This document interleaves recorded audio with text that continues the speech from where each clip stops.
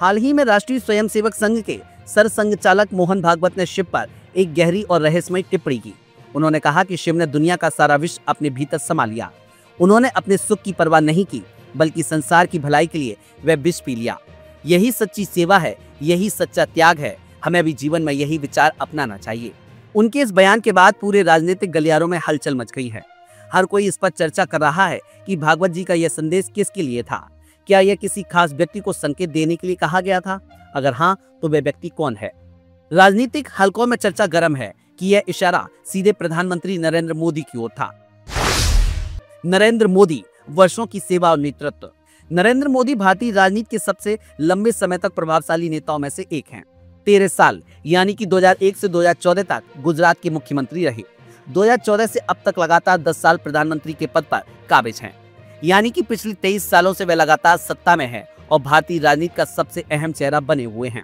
लेकिन क्या अब यह समय आ गया है कि वह कोई बड़ा त्याग करें? मोहन भागवत का विषपान का संदर्भ क्या मोदी के लिए एक इशारा है कि अब उन्हें पार्टी और संगठन के लिए कोई बड़ा फैसला लेना चाहिए? भागवत के बयान के बाद बड़ी राजनीतिक हलचल। मोहन भागवत के इस बयान के बाद राजनीतिक गलियारों में अटकलों का दौर शुरू हो गया।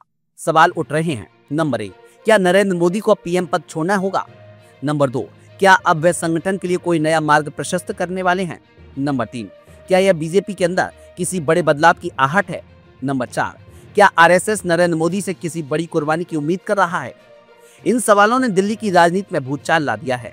हर जगह इस बात की चर्चा है कि भागवत जी का यह बयान कहीं ना कहीं मोदी से जुड़ा हुआ है।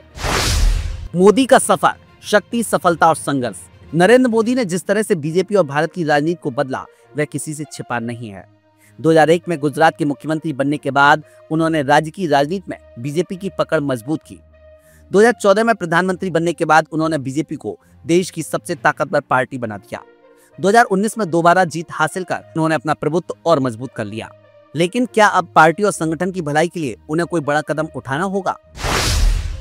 आरएसएस की रणनीति और मोदी का भविष्य। संघ का हमेशा एक सिद्धांत रहा है, व्यक्ति से बड़ा संगठन होता है। आरएसएस हमेशा सत्ता से ज्यादा विचारधारा और संगठन को महत्व देता है। बीजेपी आज भले ही मोदी के नेतृत्व में शीर्ष पर रहा हो, लेकिन आरएसएस को यह भी समझना होगा कि किसी भी व्यक्ति का एक समय होता है। 2024 के लोकसभा चुनावों के बाद आरएसएस के भीतर यह चर्चा है कि बीजेपी को अब आगे की रणनीति पर काम करना होगा। क्या मोदी अब 2029 तक प्रधानमंत्री बने रहेंगे? क्या मोदी को अब एक मार्गदर्शक की भूमिका में आ जाना चाहिए? क्या अमित शाह या किसी अन्य नेता को आगे लाया जाएगा? इन सवालों के बीच मोहन भागवत का यह विषपान वाला बयान मोदी के लिए एक संदेश हो सकता है कि अब उन्हें खुद कोई बड़ा बलिदान देना होगा। मोहन भागवत और नरेंद्र मोदी की गुप्त बैठक। इसी बीच एक और बड़ी खबर सामने आई। नरेंद्र मोदी हाल ही में आरएसएस मुख्यालय नागपुर में मोहन भागवत से मिले। इस मुलाकात ने राजनीतिक अटकलों को और हवा दे दी। क्या भागवत ने मोदी को कोई संदेश दिया? क्या इस मुलाकात में कोई बड़ा फैसला हुआ? क्या बीजेपी के अंदर किसी बड़े बदलाव की तैयारी हो रही है? इस मुलाकात के बाद अब चर्चा तेज हो गई है कि मोहन भागवत के विषपान वाले बयान का असली मतलब क्या था। अगर मोदी को बलिदान देना है तो क्या होगा? अगर मोहन भागवत का इशारा नरेंद्र मोदी की तरफ है और अगर मोदी को कोई बलिदान देना है तो इसके कई संभावित अर्थ हो सकते हैं। संभावना नंबर 1, मोदी 2029 से पहले पद छोड़ सकते हैं। क्या मोदी 2029 के चुनाव से पहले बीजेपी को एक नया चेहरा देना चाहते हैं? क्या वे किसी अन्य नेता को आगे बढ़ाने की तैयारी कर रहे हैं? संभावना नंबर 2, बीजेपी का नया नेतृत्व। क्या बीजेपी में 2025 तक कोई बड़ा बदलाव हो सकता है? क्या मोदी खुद संगठन की जिम्मेदारी संभालेंगे और किसी और को प्रधानमंत्री पद देंगे? संभावना नंबर 3, आरएसएस और बीजेपी का नया समीकरण। क्या संघ चाहता है कि मोदी अब पार्टी की आक्रामक राजनीति से हटकर संगठन को मजबूत करने का काम करें? आरएसएस और बीजेपी के अंदरूनी समीकरण। मोहन भागवत के बयान के बाद यह भी कहा जा रहा है कि आरएसएस और बीजेपी के बीच कुछ असहमति चल रही है। बीजेपी पूरी तरह मोदी शाह की जोड़ी के इशारों पर चल रही है। संघ चाहता है कि पार्टी में संगठनात्मक ताकत बनी रहे और नए नेताओं को मौका मिले। योगी आदित्यनाथ, नितिन गडकरी और अन्य नेताओं का नाम भी भविष्य के लिए चर्चा में आ सकता है। आरएसएस का यह संदेश मोदी को यह बताने के लिए हो सकता है कि अब समय आ गया है कि वह एक नई भूमिका अपनाएं। क्या यह मोदी के संन्यास का संकेत है? अब बड़ा सवाल यह है कि क्या नरेंद्र मोदी अब धीरे धीरे राजनीति से दूर होने वाले हैं? संघ हमेशा से व्यक्ति के बजाय संगठन को आगे रखने की नीति पर काम करता है। अटल बिहारी वाजपेयी को भी समय से पहले साइड कर दिया गया था। लाल कृष्ण आडवाणी को भी पार्टी से दूर कर दिया गया। क्या अब नरेंद्र मोदी की बारी है? अगर ऐसा होता है तो यह भारतीय राजनीति के सबसे बड़े बदलावों में से एक होगा। मोहन भागवत का संदेश, मोदी के लिए संकेत। मोहन भागवत के बयान और नरेंद्र मोदी की नागपुर यात्रा के बाद राजनीतिक गलियारों में चर्चा जोरों पर है। क्या मोहन भागवत नरेंद्र मोदी को विस्पान यानी कि त्याग करने का संकेत दे रहे हैं? क्या मोदी 2029 से पहले कोई बड़ा फैसला लेंगे? क्या बीजेपी में नेतृत्व परिवर्तन की तैयारी चल रही है? ये सवाल अभी अनसुलझे हैं, लेकिन इतना तय है कि मोहन भागवत का यह बयान महज संयोग नहीं था। कुछ बड़ा होने वाला है। या तो मोदी की भूमिका बदलेगी या बीजेपी की रणनीति। अब सबकी नजरें आरएसएस और नरेंद्र मोदी के अगले कदम पर टिकी हुई हैं। विनीता, ये जो भारतीय जनता पार्टी और संघ का जो रिश्ता है ना, वो शरीर में बिल्कुल ऐसा है जैसे कि दिमाग और दिल का रिश्ता होता है। और अगर मैं ये कहूँ कि दिल दिमाग से रूठ गया है या आंखों ने कानों की बात माननी बंद कर दी है, तो मुझे ये बिल्कुल अजीब लगता है या प्राकृतिक लगता है। लेकिन इतना जरूर है कि जो हम लोग अंतश्चेतना और हमारे अपने काम होते हैं, उन दोनों के बीच का एक द्वंद होता है। जैसे कि मुझे लगता है कि मुझे शराब नहीं पीनी चाहिए, मेरे अंदर से आता है और फिर भी मैं पी लेता हूँ। तो संघ, मुझे लगता है भारतीय जनता पार्टी की अंदरूनी चेतना है जो बार बार उसको बताती है कि वो आपको ये करना चाहिए, लेकिन भारतीय जनता पार्टी करती वो कुछ और ही है, उसको लत कुछ और है। सत्ता की एक लत होती है, सत्ता की भी लत होती है, तो पावर आरएसएस अपने को आप। क्या सत्ता की लत नहीं है? कांग्रेस को सत्ता की लत है और उसकी जो चेतना है। आरएसएस को सत्ता की लत नहीं है, संघ को नहीं पड़ी ये लत। ओवर द इयर्स लोग कह रहे हैं, जिसको मुझे कोई प्रमाण नहीं मिला कि संघ को 10 साल भारतीय जनता पार्टी की जो छत्र छाया, बरगद का और सत्ता का सुख मिला है, वो संघ के लोगों को बहुत रास आने लग गया है। वो अब वो दिखावे में भी यकीन करने लग गए हैं। अब उनको अपने व्यापारिक और तमाम तरह के हित साधन भारतीय जनता पार्टी से होने लगे हैं और वो भूषण होने लगा है। पहले संघ एक ऐसी पार्टी के साथ खड़ा था जो सदा विपक्ष में थी और सत्ता के वार झेलती थी, और उस वार झेलने वालों में संघ भी खड़ा था। जब जब भारतीय जनता पार्टी पर वार होते थे तो संघ पर वार होते थे। जैसे कि जो पूरा राम मंदिर आंदोलन चला, उसमें बाबरी मस्जिद जब गिराई गई तो बैन किस पर लगा? क्योंकि सामने संघ तो संघ नहीं था, बैन लगा संघ पर। यानी कि संघ हमेशा भारतीय जनता पार्टी की ढाल बन के खड़ा रहा। तो अगर सत्ता के समय वो ढाल अगर थोड़ा सुख भी देने लग गई हो तो इसमें आश्चर्य क्या होगा? ठीक है, लेकिन मुकेश जी, इसमें 2-3 इंपॉर्टेंट चीजें हैं जिस पर लोग की नजर बनी हुई है। एक तो ये कि नरेंद्र मोदी, जो कि मोहन भागवत से 7 दिन छोटे हैं, दोनों ही 75 साल के होने जा रहे हैं सितंबर के महीने में, और तभी इनका 100 साल पूरे होने का भी है आरएसएस का, उसी एक महीने के अंदर। तो वो 25 तारीख को है, मोदी जी जो है 17 तारीख को हो जाएंगे 75 साल के, और भागवत जी 11 तारीख को हो जाएंगे। भागवत जी तो हमेशा बने रहेंगे अपने पोजीशन पर, और जब तक वो हैं तब तक बने रहेंगे। लेकिन मोदी जी के लिए ये जो 75 की सीमा है ये बन चुकी है, और ये खुद इसमें इनका योगदान रहा है बड़ा। जब सबको किनारे लगाया गया था, ये सामने आए थे, तो इन्होंने खुद एक लकीर खींच दी थी। अब यहाँ पर उसके साथ साथ, क्योंकि जो भी इनके बारे में अनाउंस करेगा वो बीजेपी का प्रेसिडेंट होगा। अगर ये कुछ भी ऐसा फैसला लेते हैं, नहीं लेते हैं, दोनों ही परिस्थिति में इनको बताना चाहिए जाकर के देश को कि भाई वो ऐसा अगर नहीं कर रहे हैं तो क्यों कर रहे हैं। देश को भी पता होना चाहिए कि प्रधानमंत्री अगर कोई एक नियम बनाता है तो खुद उस पर नहीं चलता है तो उसकी वजह क्या है, वो देश को बतानी चाहिए।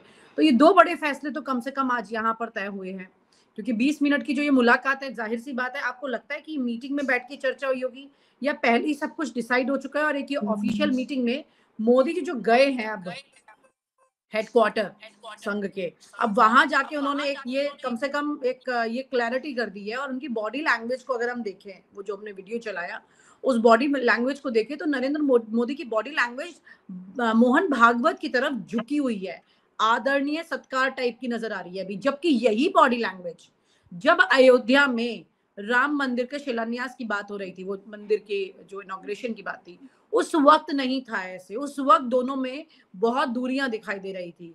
ऐसा लग रहा था जैसे कि मोहन भागवत ने खुद को ड्रॉप इन कर दिया, मतलब टपक पड़े अचानक। और उसमें नरेंद्र मोदी को चीज पसंद नहीं आ रही थी। जब वो भाषण भी उन्होंने दिया मोहन भागवत ने अयोध्या से, राम जन्मभूमि से, तब उस वक्त में नरेंद्र मोदी उतने कंफर्टेबल भी नहीं थे। लेकिन आज वो बड़ी सहजता के साथ ही सारी चीजें, क्या बॉडी लैंग्वेज को समझा जाए इसमें? देखिए, जब राम मंदिर का प्राण प्रतिष्ठा हो रही थी तब की परिस्थितियां और थी। उस समय भारतीय जनता पार्टी 400 पार के ख्वाब देख रही थी। उस समय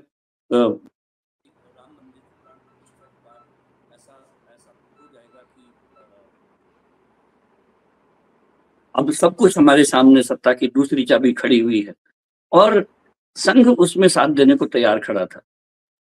ऐसे में किसी की भी बॉडी लैंग्वेज में थोड़ा सा गुरूर आ जाना स्वाभाविक है, लेकिन उस गुरूर में 240 जब सीटें आई तो वो कमी दिखाई दी उस गुरूर में। और वो सत्ता का सुरूर और गुरूर जब घटता है तब वो बहुत लेवलर होता है। मुझे लगता है कि वो सुरूर और गुरूर की कमी है जो इस समय के आचरण में दोनों में दिखाई देती है।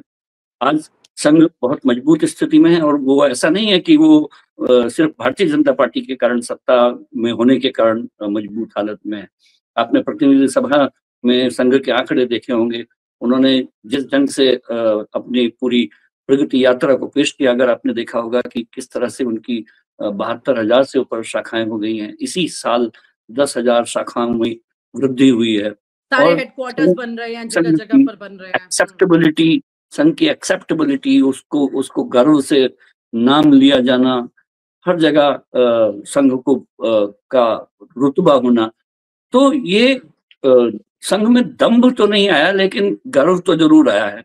और वो गर्व का उठना और गुरूर का गिरना, इन दोनों में एक जो आचरण में आना चाहिए बदलाव, वो आज भी दिख रहा होगा। तो नए चेहरे का आपको लग रहा है कि अब इन्होंने डिक्लेयर कर देना है? ये मीटिंग हो गई, आज पहुंच गए हेडक्वार्टर मोदी जी, अब तो कम से कम चेहरे का नाम आ जाना चाहिए सामने। मेरे ख्याल से जो नाम तय होने के बाद ही ये यात्रा हुई है और ये बताने के लिए हुई है कि मुझे इसका एक मैसेज मुझे लग रहा है कि भारतीय जनता पार्टी अपना जो अध्यक्ष था उसको बनवाने में कामयाब रही है और उसको संघ के से एक्सेप्टेबल कराने में भी कामयाब रही है।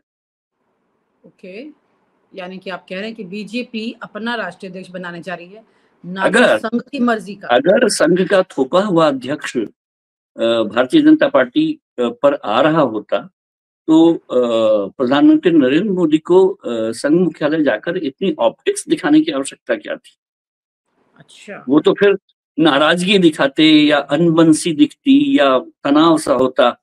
लेकिन सब कुछ मुझे लगता है कि अब आपसी सहमति से हो गया है। अगर या फिर दूसरा केस ये हो सकता है सिनेरियो कि अध्यक्ष पूरी तरह से संघ के मन का बन रहा है और प्रधानमंत्री ने वहां जाकर ये अपने आप को बताया है कि पार्टी और संघ में कोई फर्क नहीं है, अब हम दोनों साथ साथ चले तो बेहतर है, सरकार और संघ में समन्वय रहे तो बेहतर है। तो मुझे लगता है कि ये एक कोऑर्डिनेशन काइंड ऑफ मीटिंग जरूर रही होगी कि संघ किस तरह से भाजपा से अलग न खड़ा दिखाई दे, सरकार, भाजपा, संघ, इन तीनों के बीच में क्या स्मूथ रिलेशनशिप हो वो सकता है कि उन इंटीग्रिटीज को तय कर दो। वो पहले भी तय हो गई होगी, लेकिन ये यात्रा ये बताने के लिए पूरी धरती को, पूरी दुनिया को कि संघ और इस सरकार का मुखिया और भाजपा एक साथ खड़े हैं। तो मोदी जी फेविकोल लगाने में कामयाब हुए हैं। देखिए, मोदी जी फेविकोल क्या लगाए, मोदी जी तो खुद संघ के स्वयंसेवक हैं, वो उसके कार्यकर्ता हैं। सत्ता में आने के बाद की दूरी भी तो सत्ता में आने के बाद जो हो सकता है उनका जो किसी भी बर्तन का जो रंग उतरने लगता है, कलेवर खत्म होने लगता है, तो हर उसी बर्तन की जिसकी कलई उतरने लगती है उसको जिस तरह से चमकाने की आवश्यकता होती है और जिन रिश्तों को सुधारने की जरूरत होती है वो कार्रवाई है। मुझे लगता है कि नरेंद्र मोदी को 1-2 बार पहले भी चले जाना चाहिए था संघ के मुख्यालय। और आप हमसे जुड़े रहने के लिए सब्सक्राइब करें YouTube पर, फॉलो करें Twitter पर और लाइक करें Facebook पर। और ज्यादा जानकारी के लिए आपको टाइप करना होगा सिर्फ न्यूज़ नशा।